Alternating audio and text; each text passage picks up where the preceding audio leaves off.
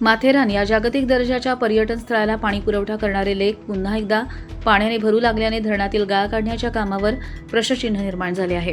गेल्या काही दिवसांपूर्वी धरणातील गाळ काढण्यासाठी पाणी सोडण्यात आले।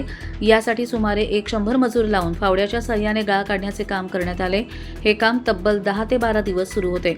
रविवार 23 ऑगस्ट रोजी धरणाचा दरवाजा बंद करण्यात आला। त्यानंतर 25 ऑगस्ट रोजी पुन्हा दरवाजा खुला करून धरणात साचलेले पाणी सोडण्यात आल्याचे दिसून आले। त्यामुळे गाळ काढण्याचे काम पुन्हा कितपत प्रभावीपणे होणार असा सवाल माथेरानकरांकडून उपस्थित केला जातोय। धरणातील पाणी कमी झाल्यामुळे माथेरान शहरातील पाणी पुरवठ्यावरही परिणाम झाला आहे।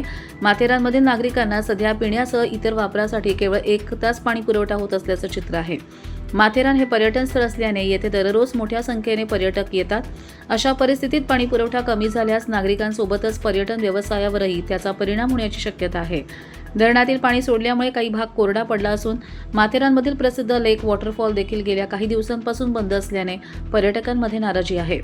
धरणातील गाळ काढण्यासाठी तो पाण्याच्या प्रवाहाबरोबर डोंगर रांगांमध्ये सोडण्याऐवजी बाहेर काढून योग्य ठिकाणी साठवण्यात यावा अशी मागणी स्थानिकांकडून करण्यात येते।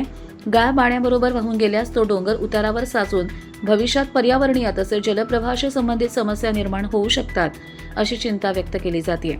आता धरणातील गाळ काढण्याचे काम पुन्हा किती दिवस चालणार आणि यासाठी पुन्हा पाणी सोडावे लागणार का याकडे माथेरानकरांचे लक्ष लागले।